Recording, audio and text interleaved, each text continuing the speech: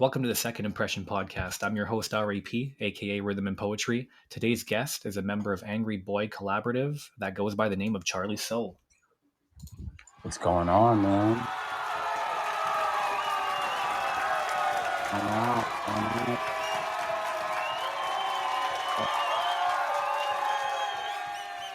Give you the grand applause, my friend. Yes, that's awesome.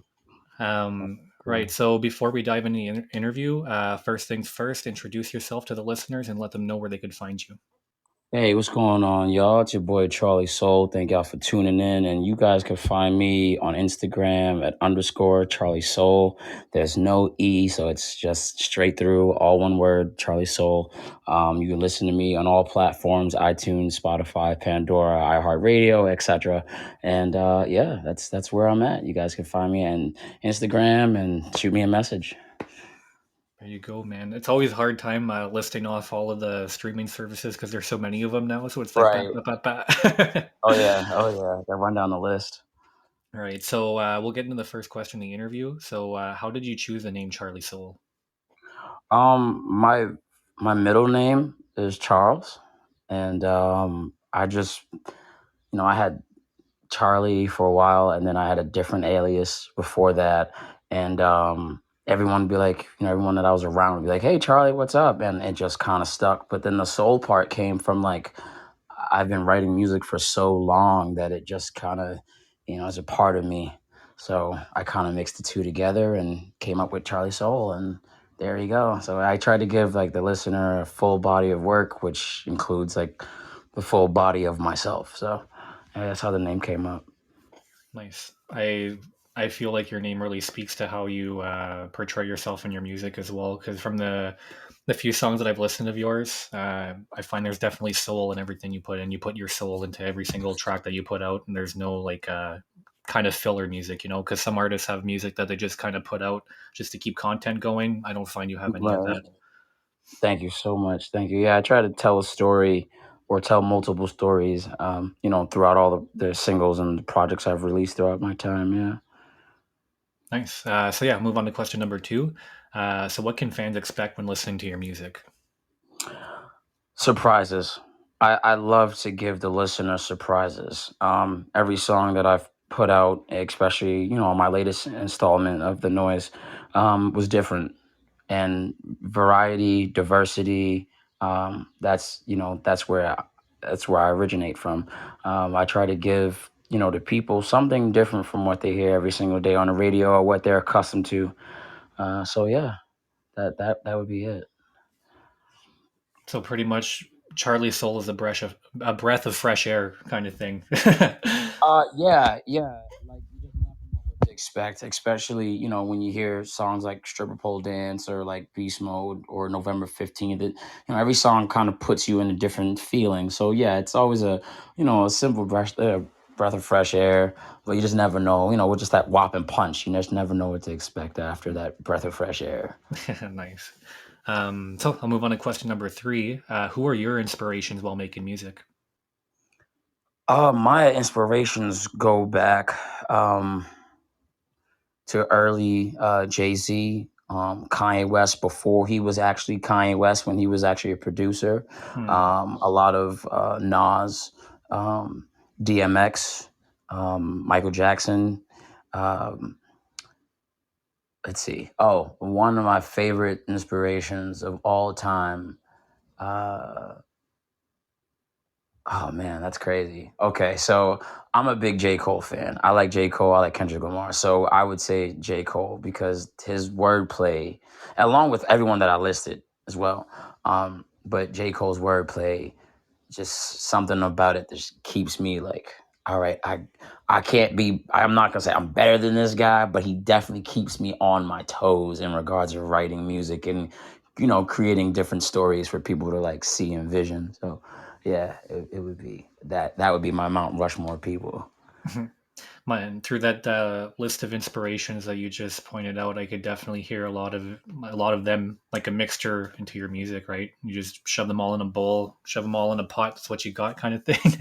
Right. Yeah, I try to I find myself like my identity through those various artists and others that I haven't listed, just because those were like heavy influences that was on my playlist when LimeWire was a thing, and we were Mm, stealing music, and and LimeWire would crash your computer, and I had a lot of old school records like that, and even before like stepping out of that genre and stepping into a different genre like Motown records, my old man and my grandma, they would always play Motown records, and so it was always music somewhere along the lines. nice. All right. So I'll move on to question number four. So how did your project's title, "The Noise," actually come to life?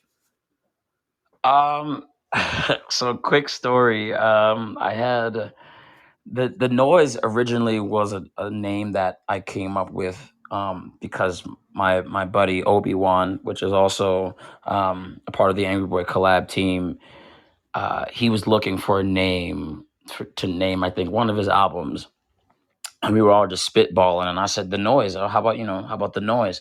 And he sat on it, and I didn't hear anything from it. So I was like, okay, he must have like chose a different name, or whatever. So um, I think when I took that name, the noise, I felt like there was a shoes, like a big size shoe that I had to fill, just because there's so much that you could say behind that one term, the noise. There's so much information that you could put behind it.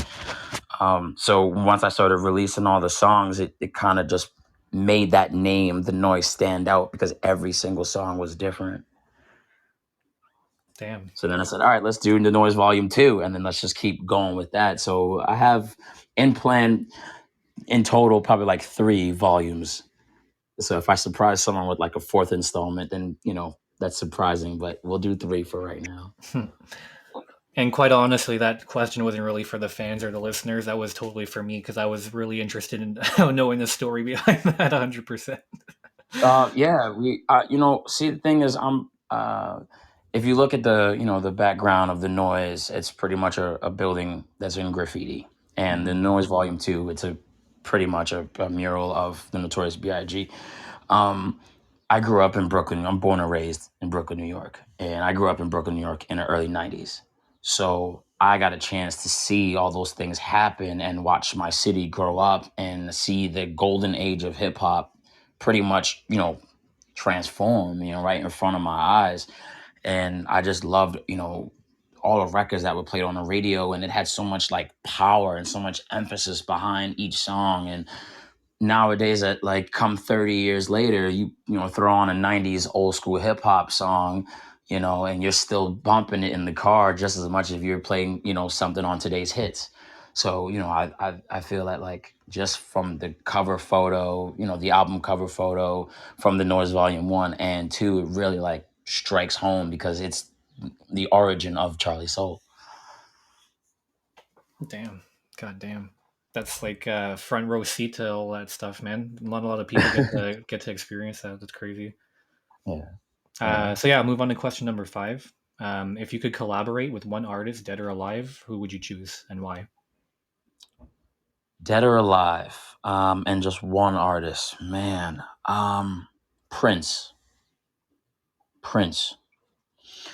The reason why I picked Prince is because his genre of music and his attitude. Like, I love the fact that he just did not give a like, just didn't care. Yeah. And he was like, you need to. There were like famous celebrities, like Alicia Keys. There were like a couple other artists that were famous that asked to work with Prince, and Prince said no. Now these are people that put out millions, sold millions of records. That's Prince true. said no. I said, and I listened to the interview, and Prince said no because he would only work with artists that own their masters. Hmm. Do 100% of whatever you want with your masters. He doesn't want to work with someone that does not own their masters. That means that they own a piece of Prince. Prince wants to own a Prince. That's it. Yeah. So just to pick his brain on a business standpoint and then pick his brain on a music standpoint, I that to definitely would be my option would be Prince. Underdog to like Michael Jackson. I felt like he was like they both put out great albums and great records, but I felt like Michael Jackson had more of that pop, and I love Michael. I love Michael. When he died, I cried because I was singing Human Nature the day he died, so it was insane. But yeah, I felt that like as talented as both artists were, I think Prince was like somewhat of the underdog. So I definitely want to pick his brain more because he had that edgy side to him, where Michael Jackson was like kind of soft and kind of I laid feel back. I feel like at the same time too is a little bit of like Michael Jackson was like a younger boy, like th- correct me if I'm wrong, but also being managed by like his parents and stuff, his father, I Right, believe, right? So I right, feel like he kind of like grew up into it, and he was like able to be easily commercialized, as right. Prince wasn't able to be as commercialized as easily, because like even going by talent wise, excuse me, I actually had a question on our first episode on our quiz show, asking like how many instruments did Prince actually play on his debut album, like on his first ever album, and the answer was 27, and not a lot of people or artists are able to play 27 different instruments, let alone Instruments, right, and like yeah, and master it exactly. exactly. So that was more reason why now that I know that, and with that under my belt, that's more reason why I chose Prince. Man's definitely a legend, 100%. So for my last question of the interview, I wanted to ask, what's your plan for your future in music? Uh, Simple. Don't stop. That's it. Just keep going. Roll with the punches. Keep writing as much as I can. Keep promoting. Keep doing shows. I did a show. Actually, on the 3rd of June, not that long ago, Friday, I did a show up in Milford, New Hampshire, and we performed at a vintage store, a clothing store, excuse me, and it was great. I had the entire audience, and I think that's the best part is when you feel and you hear the audience before you hear yourself, and that's when you know, like, okay, I have all of them in the palm of my hand. I'm gonna make sure that I keep them in the palm of my hand and give these guys one hell of a show.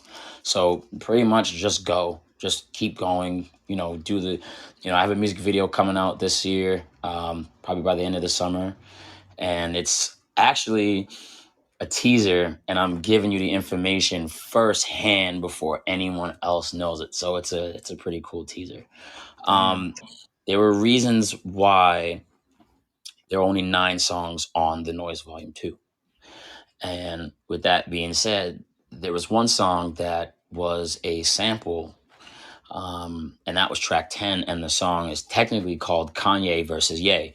And I wrote the song, I bought the beat from somebody. And when I went to go submit that song for the entire 10 of the Noise Volume 2, the distribution company said to me, well, you can't use it because that's a different song and you have to get the rights for it, blah, blah, blah. But I can use that song as a music video. So this summer, there is an exclusive track that is not listed on the Noise Volume 2 that is exclusively on YouTube Music itself and only on YouTube Music.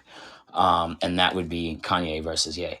So on my Instagram, I did tease the Kanye versus Ye so people can hear some of it. But definitely this summer, you guys will see a music video. So, like again, a lot of things are in the works. That's my number one thing for any artist that's doing this, whether you're successful or not, whether I'm successful or not, is just don't stop writing, don't stop creating content, don't stop, because the second you stop, you lose, you lost. Because everyone nowadays, it's such a saturated field. Everyone's putting out content and everyone's putting out merch and everyone's doing videos. So you have to be consistent. The number one word is consistency. If not, you lost. That's it. I 100% agree with that. Momentum is 100, like totally key, because if you don't have the momentum, you can't really keep moving forward. You could be moving forward, but at slower paces than you were when you had longer strides, kind of thing, right? Right. Right. Awesome. So yeah, hopefully that guy got you guys to know CharliSouL a little bit more. So now we're going to be moving on to Quiz the Wiz. So essentially, what this is that before every show, we get our guests to give us 3 categories that they deem knowledgeable in, and then what we do is that we create a little quiz and test their knowledge. So you get to know. get to know them a little bit more as a person, and kind of push away from the artist side of things, right? Yeah. Yeah. Cool. So our three categories today are music, cars, and art. So yeah, let's get it with the first question. The first question is a music question. So this is true or false. When you listen to music, the brain releases the same feel good hormone called dopamine that it does during sex and eating. Is this true or false? True. Is that your final answer? Yes. That is 100% true. Yes. It When you listen is. to music, the brain does release dopamine. That could be the equivalent of having sex or eating some good food. I can agree with that. I can agree with that. Yeah. Yeah. I'm not gonna like get into details on why on like but I do agree with that. Yeah. All right, well, Yeah. we're off to a good start, man. So we'll get to question number two. This is a question about cars. Ooh. So, what car brand sells the most cars worldwide? Um Sells the most cars? Okay. You know what? You know what? I'm gonna go with I'm stuck between Honda or Toyota. I'm gonna go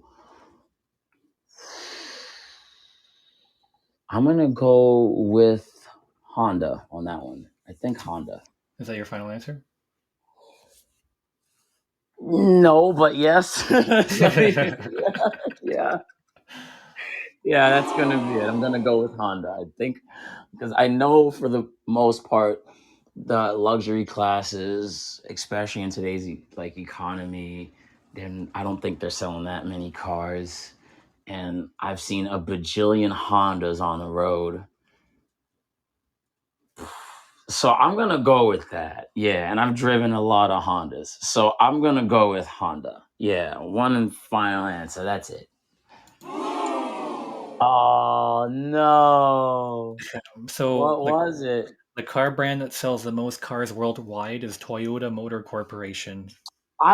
Oh, come on. You had it, man. You had I it. had it. I said Toyota or Honda, and I went with Honda. Son of a gun. Okay. So yeah, just in the last year, they sold 10.5 million units. Oh my God. You know what? I drive a Kia, so you know what? Hey, screw it. Like, congratulations. Hats off to Toyota. You know, Kia owner. That's where I'm at. Yeah. Cool. All right, so now we'll move on to question number three. So this is a question about art. Ooh. So what is the world's most famous piece of art? Oh my God. Most famous, Hmm. but there's like so many that I know.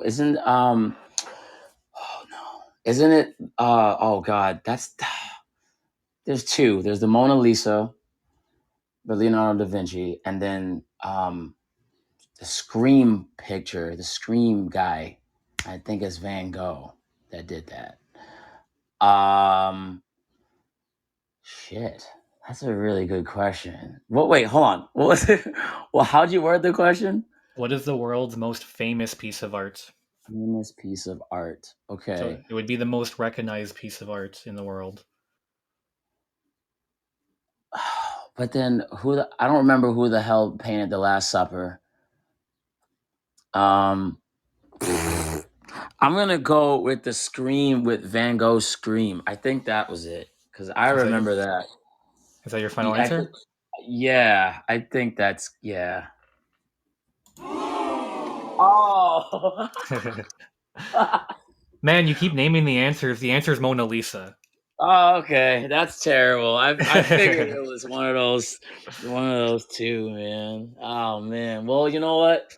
One out of three ain't bad, but at No, least not I too bad. know of the other two. So, That's because true. some people probably might not even know the Mona Lisa or Van Gogh, I and actually have I a sure as hell tattoo on don't my. remember who the hell painted Last Supper. So, you know. I actually think it's Leonardo da Vinci that painted Last Supper. Oh, okay, cool. I know him from doing the Mona Lisa. Um, But yeah, yeah. I actually have a tattoo of the scream on my arm. See, so You probably would have went with that answer too. I 100% would have. I don't doubt you one second for that.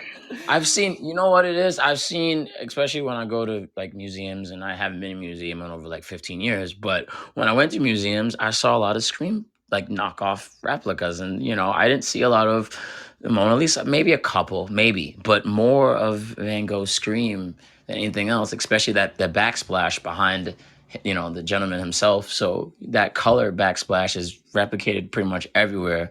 But I didn't see too many Mona Lisas at the time. But you know what? Maybe on the next time I get the next three questions, or right? We'll see. We'll see. So yeah, we'll get to question number 4. So this is back to music. So Yes. who is known as the first ever hip hop artist? Oh my god. Um, hip hop artist. Is that Grandmaster Flash? Is that Grandmaster Flash? Jeez. I'm gonna go because Grandmaster Flash and the Furious Five, and then that was back in like the '70s.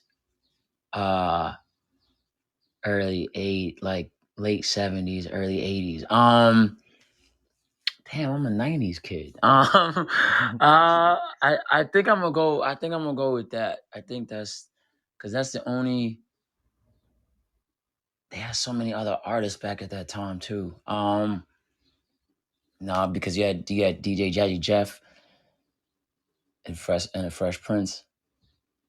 But they wasn't the first. That was way later. All right, I'm gonna go with yeah. I'm gonna go with that. Yeah, I'm gonna go with that. Is that your final Grandmaster answer? Flash. Yeah, I think it's Grandmaster Flash and the Furious Five. I think. Yeah. Oh man. Well, who was it? So the answer for the first ever hip hop artist goes by the name of DJ Cool Herc, which was a Jamaican DJ. 1973, he dropped a track called "Back to School Jam," and he was the first ever known hip hop artist. See, I mean, shout out to my peoples in Jamaica. But like from when I started listening to music, I remember, back like late '70s, early '80s. That's the furthest I could go. But early '70s, I had to do a little bit more homework on that. But yeah, that's definitely good to know because I probably have to Google his name. And then I definitely suggested after this, DJ Cool Herc has done some pretty cool stuff behind the scenes for the hip hop community. Oh yeah, you know what? Like the more you say it, it will probably ring a bell once I start hearing more of his catalog, more of his Yeah. work. But yeah, yeah, definitely, yeah, I wouldn't doubt it. There's a lot of people, in the culture at that time that gave birth to what we have today. So yeah, All right, so we'll move on I to am question not number getting 5. questions right. Woo! I'm like 1 in 5 or 1 in 4. So I'm like, I'm not doing so well right now. But you know what? This is fun. So yeah, let's do it. So question number 5 goes back to cars. Oh God, Um, yeah. so what is the most expensive car in the world? You know what?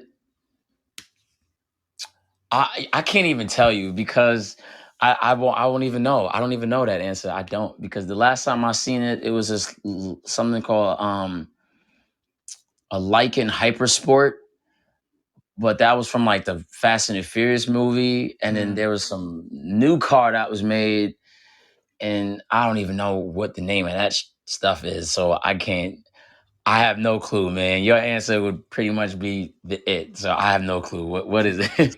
So the most expensive car that was ever sold in the world was a Mercedes-Benz 300 SLR in Hollett Coupe, is what it was called. Okay. And it sold into a private collection for $143 million for one car. See, I know the SO. That's the one with the gold wing doors and all that. I Yeah, and think it that's looks like a old classic racing car, kind of. yeah, yeah. Okay, I seen those when I watched the car auctions on TV whenever they on. Or like, yeah, I seen those are very beautiful cars. They're definitely classic. But obviously, that's a classic car. They're gonna go. quite some money, especially being it's a Mercedes Benz. Like Oh yeah. those classes, Mercedes Benz, Bugatti, Aston Martin, all those cars are very high end cars. But yeah, if I had the chance and if I had the money, I would definitely own one. I wouldn't drive it around as much, but I would definitely drive it. I'd definitely drive it more than the average Than collector. the average collector. Yeah, Awesome. definitely. So we'll move on to question number 6. So this goes back to art. So what are the 7 different forms of art? So name as many as you can. Oh boy. Um, what? Seven different. Okay. I know, like, singing is an art, I guess. Painting would be considered an art. Um, Rapping is definitely an art. I don't care what no one says. Rapping is definitely an art. That takes time. Anyone that said they can rap, I've heard a lot of other rappers say they can rap, and yeah, so definitely it's an art. I would say like being able to like poetry writing, that's an art. Uh, Dancing. Did I say dancing already? Did I No. say that? No. Okay, dancing is definitely a formation of art. Because oh, and improv. Improv is art to the fullest. Improv is you have to be on site, right on the spot. You have to give it like a scene or something. Like improv is definitely art because I did that when I was taking theater. Acting.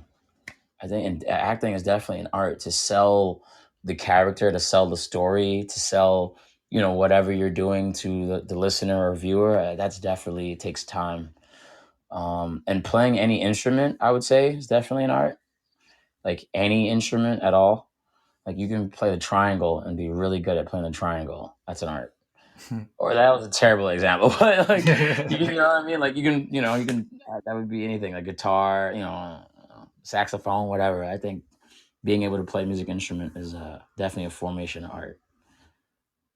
And building things with your hands, like whether it be like a birdhouse or like working on a car, rebuilding something, like being able to take the idea from your brain and then actually create it. I think that's art as well. That's pretty dope. I think I ran out. Am I at 7? What was I supposed to list? How many? What are the 7 different forms of art? So far you've gotten 2 of them correct. Okay. 7 different. I don't. I have.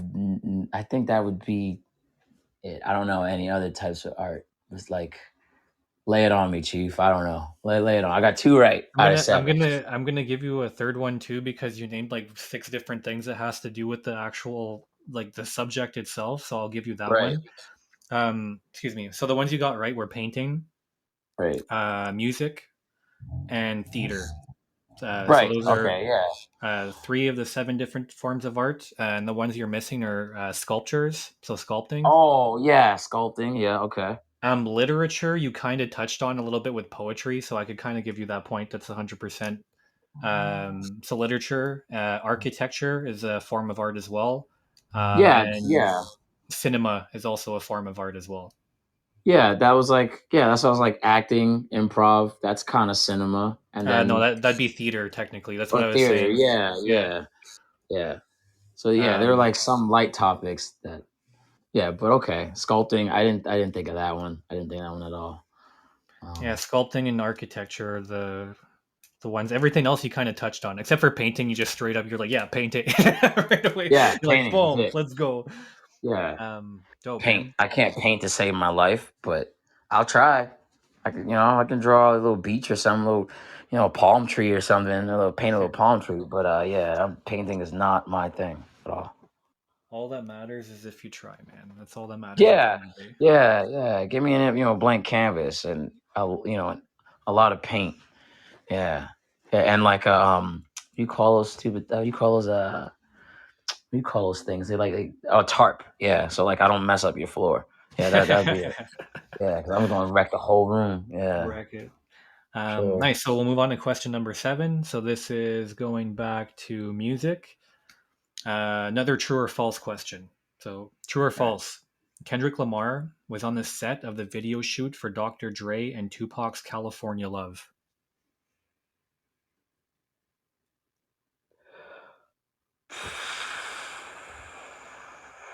I rarely remember that music video.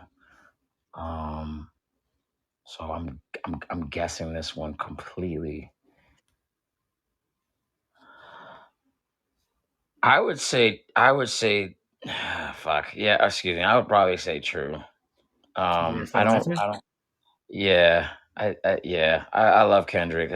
You know what? Actually no, wait. He grew up in Compton. He grew up on like the outskirts of Compton. Um yeah, and it's for California Love. Yeah. I'm gonna go with yes, please. Hopefully I'm right. I'm gonna go yeah. I'm gonna go true. I'm gonna go true on that one. Yeah. Yeah, I'm gonna go true on that one. Yeah. So, yeah, it was true. The video for California Love was actually shot very, very close to Kendrick Lamar's childhood home. So, that's how he ended up on the set of the video. Yeah, it's cool to see. To because I'm like I remember watching the video, but I haven't seen the video in so long. So I'm like I have a feeling. Yeah, I'm pretty sure I saw him. Now, if you asked me what he was wearing, I would have been like, "Yeah, man, you got me on that one. I got to go back and look at the video one more time."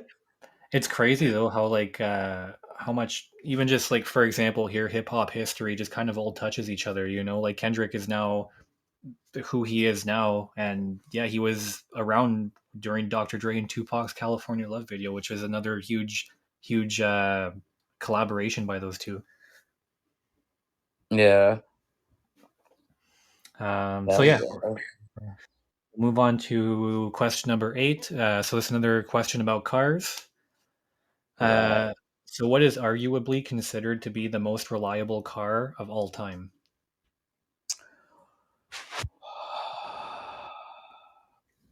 The most reliable car or car brand? Because that's Car. car. Yeah.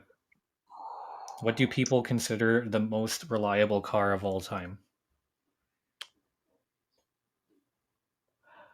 Toyota Camry.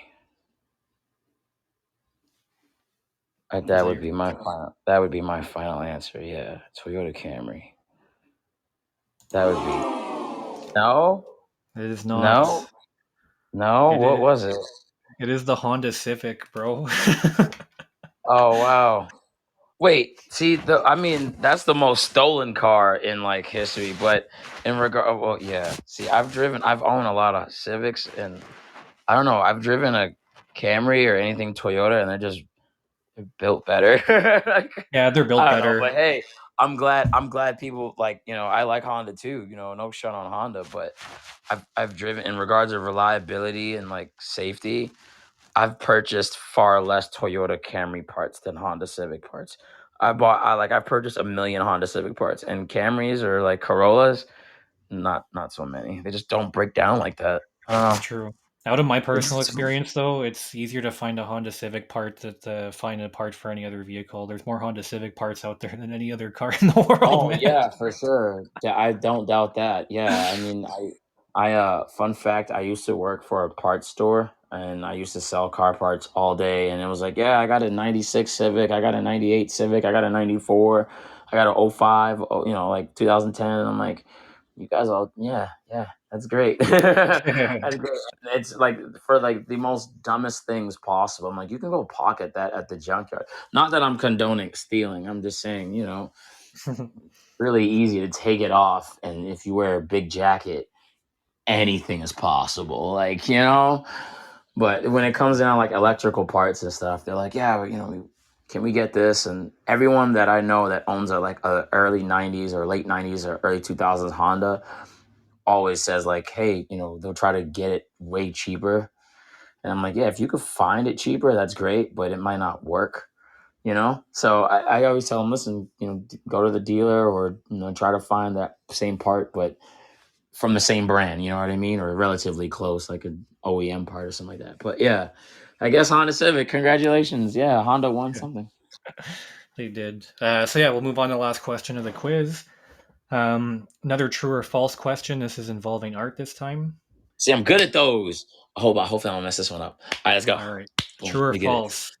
Art used to be an Olympic event. Art used to be an Olympic event. Yep. True or false? True or false? That's gonna be the um. It used to be an Olympic. That what? That I mean, damn. Out of everything people want to do, they thought that would be a sport. Uh, um, sheesh. Uh, you know, I don't think so. I think I'm gonna go with false on that one. I don't recall any time in like history or me going to school, attending school, was there ever a like a I don't know. I wouldn't even know how to like word that. I don't think there was ever like a competition to see who could paint the best, you know. I don't know. I'm gonna go false on that. Hopefully I'm right. If Is that your not, final then answer? that's crazy. Yeah, I'm gonna go with false. Oh, really? That's insane. Who? That's So insane. Let me hear it. before I tell you the answer, they took it out because it was kind of boring. It's what. Like that's what I'm saying. There's no like I don't recall at all anyone ever was like, all right, you could paint. No, I could paint better than you. All right, let's do it. Like I've never heard, never heard that. And the thing is too, it's not like so it's not boring as like a thing on itself. Like art is still a very beautiful thing, but if you put it side by side with people wrestling and throwing shit and like running as fast as they can, it makes it a little bit more vanilla, a little bit plain, you know? Yeah, it's dull. I did like that's why. Yeah, see, when I think of the times, I think of like like Sparta. Like I think of that, like people jousting and shit. I don't think I see people like in this big ass arena with art easels and like naked people standing in the middle of like all the sand and then posing for like 3 hours. I don't see that happening, especially in that hot ass sun. You out your mind. I'm not standing in that shit. No, for me to lose in the end anyway. But no, I'm good. I'm good. That's why I never thought that would be a sport. But I guess that would be one boring ass sport. I'm not gonna lie to you. You know how you have to be quiet the entire time. It's true. So the answer is true. Between 1912 and 1948, medals were given out for sporting inspired masterpieces of architecture, music, painting, sculpture, and literature by a guy that goes by the name of Baron Pierre de Coubertin. I mean, I gotta talk to him because out of everything like that, hey, listen, at least it's for the love of art and it's in that category of art. So I somewhat applaud it, but that sounds like a very stupid ass sport.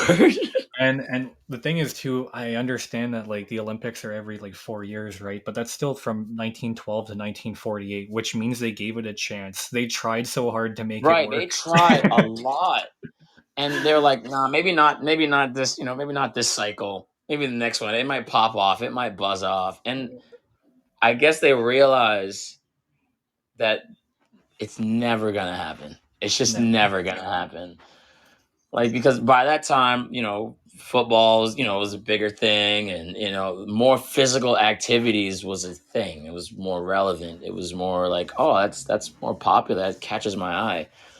But if I see this guy standing outside in this huge ass arena and he has all his clothes on and it's hot as hell, I probably don't want to watch him paint shit No. for a long time. Like I don't. I'd rather be doing anything else, like riding a horse or doing like anything else. Water But polo, like whatever, man. yeah, Just word like flying a kite, you know what I mean? Like straight like trying to figure out like the world's problems. I don't know. I don't know. awesome. So we're at the end of the quiz. From a score of 1 out of 9, Oh how do you god, think that you no. did? I got like 3 right. All right, let's tally up the score and see how much you got. Oh god, no. You did get 3 out of 9. Great I guess, did. man. Yay! Great You know guess. what? Give you the golf I'm clap. taking it. A little bit of a golf clap for you, Yay! man. I really shouldn't be applauding, but yay! I'm excited. All right. because some of those questions there was just no way in hell I was gonna know it. But you know what? I love the quiz. I love that you threw curveballs at me. That was pretty dope. That was pretty dope.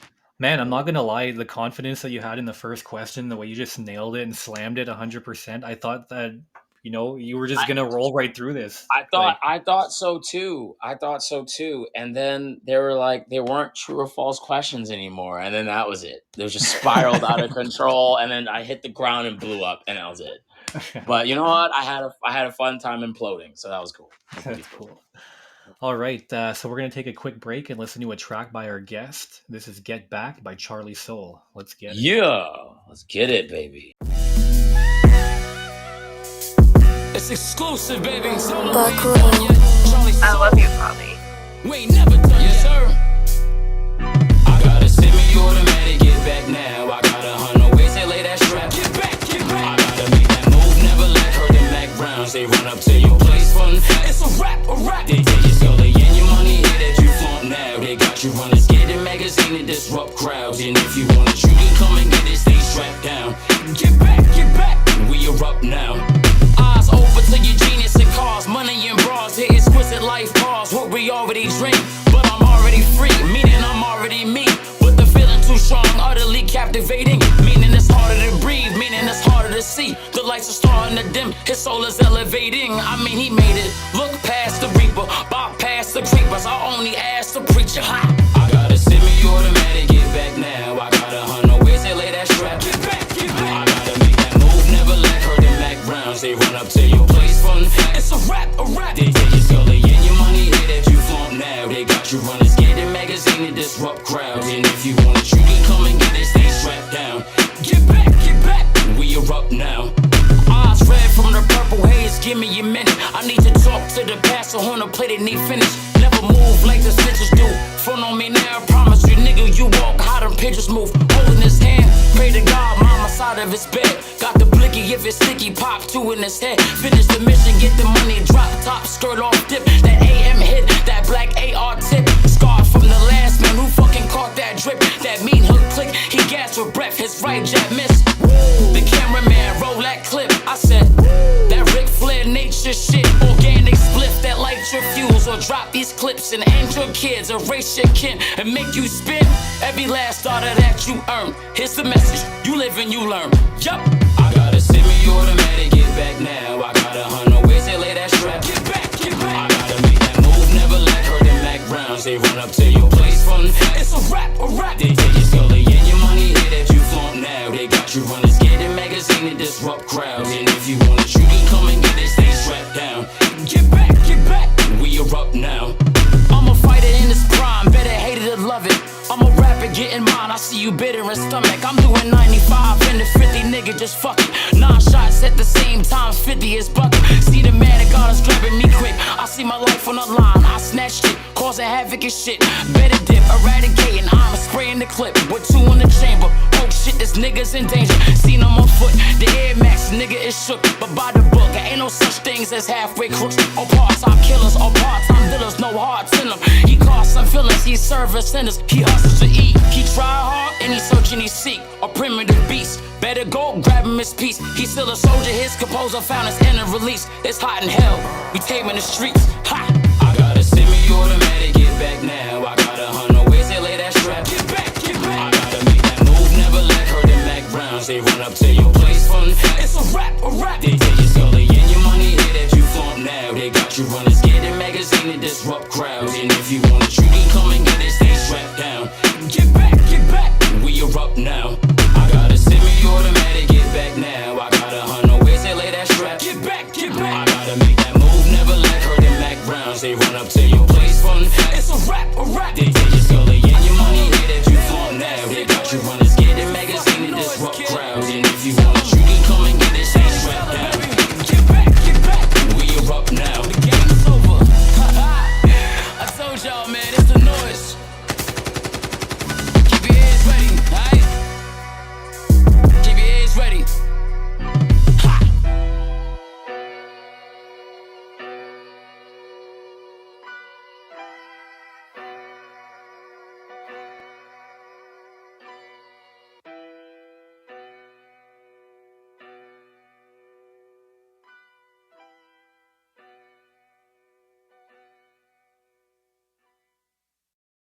Welcome back. Once again, that was Get Back by CharliSouL. If you guys want to check that out, it's available on YouTube and many other platforms. So now we're going to be moving on to our next segment called Do You Remember? Essentially, this is almost the same thing as a quiz segment, but we get one topic and we start off the conversation with that topic, and then basically we just talk and hang out for a little bit. Um, Sounds dope. so the category we picked today is cars. There So we do you have go. anything you want to throw back about cars? What was the first make of your first car that you had? The first, so it's a Honda. That's the funniest part about that whole thing. It was a Honda. Um, the first car that I actually drove, that was mine, was a, and this is funny that you mentioned Civic. It was a 1991 Honda Civic, and it was red, and it was automatic, and it had the largest rust spot ever on the driver's like rear of the car, like the quarter panel of the car. And it was to the point where I would deliver newspapers sometimes, like every weekend. I would deliver newspapers, and the Sunday paper is pretty thick, and I had like maybe about like 100 of them, like 120 of them in the back seat of this like small little like car, and a hatchback, and the newspaper weighed so much that the front of my nose would like lift up a little bit. So it looked like I was like looking into just a little bit. Like it would lift up, and it looked like my ass was of the car was like sagging. But what gave the car flair and style was the fact of that rust spot that I mentioned earlier. So if you stacked enough newspapers in the back of my car, you could see my car sink down from the outside, but then you could also see the newspapers from the outside of the car. So that was pretty dope. That was pretty dope. And the highest like I ever got that car to go was like maybe like 82 miles an hour, because anything after that it started shaking a lot, and I just didn't feel confident in my driving skills. Like I didn't want like a wheel to fall off, or like I don't know, me get randomly ejected out of the seat. I don't know what's going on. But yeah, that was one of the first cars I ever drove, was a beat up 91 Honda Civic hatchback, clapped out with like 298,000 miles on it, and went a top speed of like 82 miles an hour on a day that it did not rain. If it rained, forget it. 82 was like a thought of like you'd never see that ever. Man, I remember the first car I had was a 1999 Chevy Malibu, and I Oh. I grew up in a farm town where a lot of people didn't really give a shit, to be honest. And I remember I got a driving like permit sticker. It was like a sticker you get for your car here. Basically, you're able to drive it for 30 days, and then you have to get like an actual license plate for it. Oh, And okay. so I had the sticker on my car, right? And so essentially, the only reason why I didn't have a license plate is because I needed to get the vehicle certified. So I brought it to this mechanic. That this guy, like, I'm not gonna mention his name, but this Yeah. dude, he certifies like the most piece of shit vehicles. Like it kind of sucks to say, but he didn't really care that much about human life, I guess, in that aspect. Because there are some cars that were super questionable that he still let on the road and still let pass regardless. So I brought my car there, right? And Yeah. he goes to pull my car up on the lift, and as soon as Yes. he goes to start pressing the lift upwards, he noticed that the car started cracking in the middle of the frame. Oh This shit. So the car was so rusted, apparently it sat there for so long Yeah, that that the frame, just too much frame damage. yeah, he couldn't even lift I've the seen car. So he seen this was the things. first time, like, I guess I set a record in my town. This was the first time this guy said no to certifying a vehicle because he said it was too dangerous Because to it drive. was just too, yeah, it was so unsafe. That's definitely, I've where I live, they have back then, a couple years ago, if you knew somebody, and you slid like an extra 20 or a 50 under the table or whatever, and your car, had that check engine light on, you know, we- you know, he kind of didn't look at it. Or check engine light. I didn't see it. What are you talking about? And now you can't do that, because the system is so set up where the car has to, and rightfully so. You put yourself in it, and you put your kids in it, or your friends or whatever, and you want to make sure that you get home, or your car gets home. or any one of your friends get home for that matter. Like you want to make sure. But yeah, I had some pretty bad rust buckets in my time of like, now I drive a newer car and it's, safer with like collision warning and all this other stuff. And like, yeah, if there's a car coming too close or if you're switching lanes, it'll let you know. And, it tells you if you're like veering too far off to the left or right or whatever. But no, when my first like 5 cars that I owned, they were all like, so you going to take this extra $50 or what? Are we going to get this? Like, are we doing this or like, yeah. So no, I had some pretty crappy cars. My grandma drove a um Chevy Celebrity. I don't know if you know what that is. I know. It's like, yeah, it's a smaller like Malibu pretty much. It's like a small car. And I remember at one point in time, like I don't know what it was. I don't know what it was, but the seats back and like the fabric that they made the seats out of or that they used, all those seats are so comfortable compared to like today's seats. They were like so. It felt like you were sitting on like a pimp's couch or some shit. It was so plushy and you could sink in it and it was dope. Now like you have like plastic and it's like pleather and you sit on it and it screeches at you and shit and it's weird. But I remember getting to that car and I don't know if you remember this, but back in the day, and they don't really do it now. Do you remember the old school ashtrays that they would Yeah. have in the doors of the car and Oh like in yeah. the middle? Like, I love that car just so I can fuck with the ashtray. I would flip it up and down and close it so many times. Like, I didn't even smoke cigarettes. I would just fuck with it. And like all the buttons were like chrome and stuff. So I'm like over here fidgeting with this and fidgeting with the window and fidgeting with that. And the number one thing is like the car had like this weird like handle. Like you know how cars inside nowadays they have the handle that you can reach like in the roof of the car and it folds up and you can pull it down. Mm. That those ones her car at least had just the handle that just hang down like an old school like bus handle. Like if you've ever been on the bus and has that rubber handle, it was just like that. And I'm trying to figure out this car is so fucking slow. Why do we need that big of a handle? Like why like what point of my life is my grandma gonna be whipping around a corner in this Chevy Celebrity doing like 80 or whatever, and I'm holding on to this rubber thing? Like, what part of my life are we gonna ever witness that? So I didn't find the point in that, but I love the fact that in every door on the vehicle you can definitely ash your cigarette. That was cool. Yeah. Dude, like honestly, I think like 3 or 4 of the things you mentioned really like kind of brought me back because I had one of my stepdad's his father was an old mechanic, right? And when he retired, his yard became his mechanic yard. And first thing this guy built, just to give you an idea of this dude, was he built his own tower coming out of his garage, his own CB tower, so he could talk to truckers on the Yeah, CB I radio. believe This it. was this was the type of guy this guy was. He also went to different scrap yards and stuff like that, and he handmade 3 things that really impressed me. The first thing was a moped. He made a moped Nice. himself. He made a go-kart, and he made his prize possession. Sorry, was a Chevrolet SS Supernova that he built literally Nice. from nothing. Um, until it became what it is. But Full yeah, he used to have show on. this old ass Cadillac in the backyard that he never used. It was one of his like first cars, but it had Yeah. that interior that you were talking about. It's almost like couch material, bro. Right, Like exactly. you sit Yeah. down, It's it's like so comfy. And I used to sit down to do the same thing and just flip around with the ashtrays all the time and sit there because it was all the so time. It comfy. was a part of our childhood.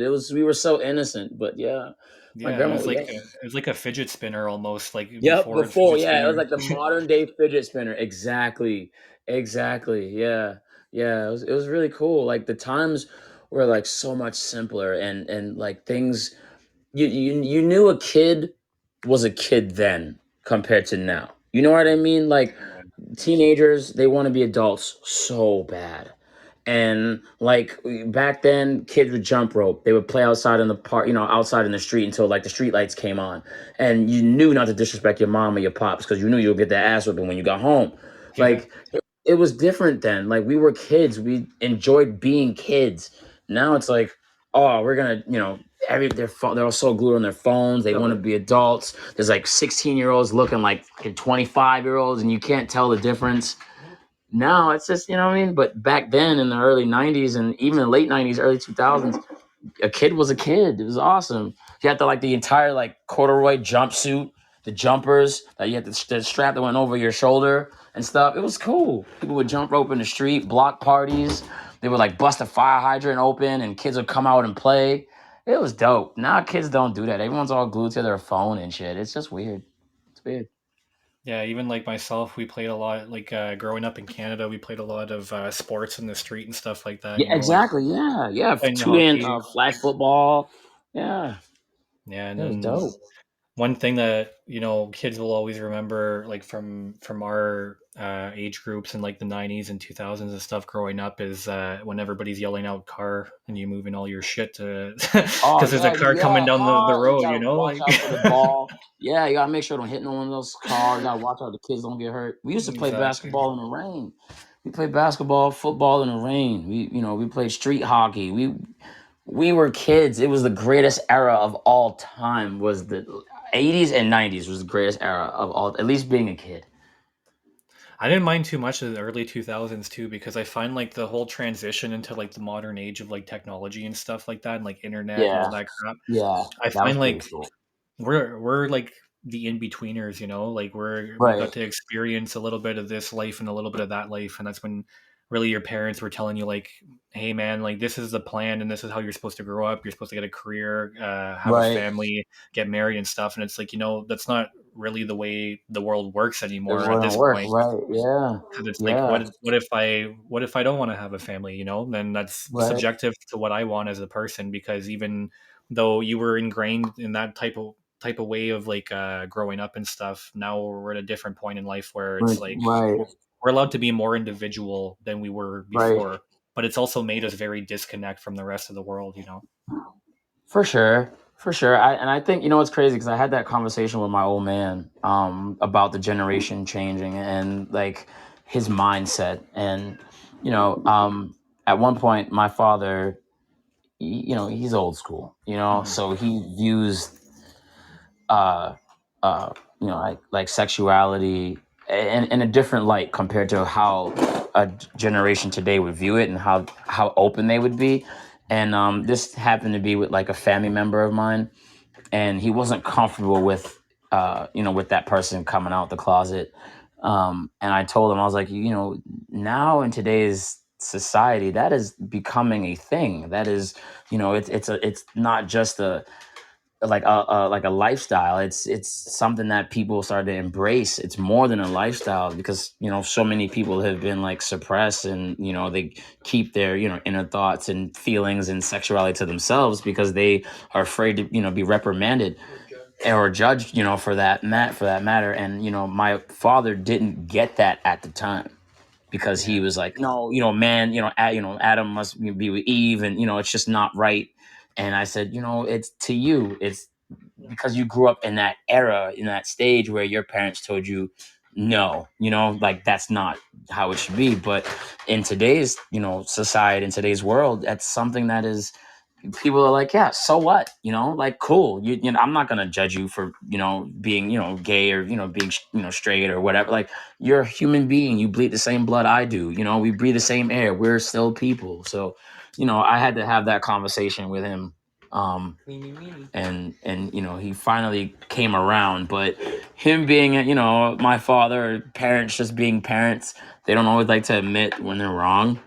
So he kind of like, "Meh," like, yeah, whatever. But yeah, it's kind I of. find it's really hard too though, because I find up until more recently, not more recently, but like I would say maybe even 2010, 2012, um, when you think about it, everything before then, everything was classified in groups, like group by races, group Right. by where you're from, like like I don't have something going on. My identity is that I'm Canadian. My identity is that I'm from the United States. I'm American. And people, like, there's nothing wrong with being like patriots and stuff, right, and being proud of where you are in your nation and stuff like that. But now it's more about identity. people have more Yeah. identity within themselves. Like I identify as whatever, I identify as this, and there's nothing wrong with that whatsoever. But it's hard for people who have lived this long and who have lived and seen so many different things to actually be able to be like, okay, we're not classifying everything under one category anymore. Everybody has their own specific things. Right. And to Right. be quite frank, there's probably about like 200 times more categories than there was Than there back were in the right so, when they originally started. Exactly. Yeah, I would agree with that, and I think that's another one.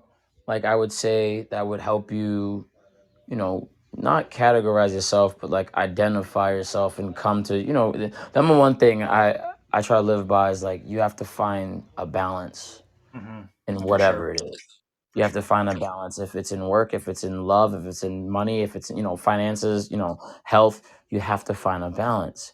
And that's one thing of that partakes in finding a balance is coming out and being at peace with yourself. Mhm. And then once you find that peace, that solitude, then you can continue like developing as a person and then spreading the knowledge that and experiences with other people, so they don't categorize you, they just see it as this person, man or woman, has gone through whatever, and they don't, they still look at life on the up and up. So I think that's a big part of identity now, that we've come into an age where people aren't afraid to say, this is who I am, my name is so and so, and this is who I am, and if you don't like it, go kick rocks. I think that's dope. I think that's It really dope. is. Honestly, it's kind of a double-edged sword in my opinion because it does still cause a lot of issues nowadays. But honestly, it makes me really proud to see how far we've come with all the stuff that we've been through as a society. You know what I mean? For sure. Yeah. For sure. It's time Um, that people speak up and actually have their voices heard, rather than, it be behind, some guy in a suit. That's true. So yeah, that brings us to the end of the episode. I'd like to thank everyone for tuning in. CharliSouL, thank you again for coming on the show. It's actually the first time we actually get to talk to Fighting. each other. So I would definitely want to have you on a future episode. I'm sure a lot I of the would love listeners to would be love to on. be Yeah. here. I'm gonna get Yeah. more of those quizzes. I'm gonna get more of those questions right. Guarantee it. That's what everybody And says, man. That's why I like doing it yeah. because everybody gets more amped to come on a second time because they're like, the interview, blah blah blah, whatever. I'm gonna crush this quiz next time I come on. Yeah, right. It was great. Give me them like 7, 8 questions again. I guarantee it. Ace those. Yeah. But All no, it right. was a blessing. Thank you so much for having me on the show. I think that was amazing, and just for you reaching out to me and listening to my music, and having your fan base reach mine. I thank you so much. I can't stop thanking you. I think that's amazing for you to do this and to have me on the show. I'm in honor. I'm in shock. So thank you. No problem, man. I'm just here to make sure we all take steps together. We all strive together. None of us want to be alone at the top because it's lonely up there. Definitely, definitely, All right. definitely. So tune in next week to the Second Impression podcast and come chill with me, R.A.P, and our new guests. Good night, everyone.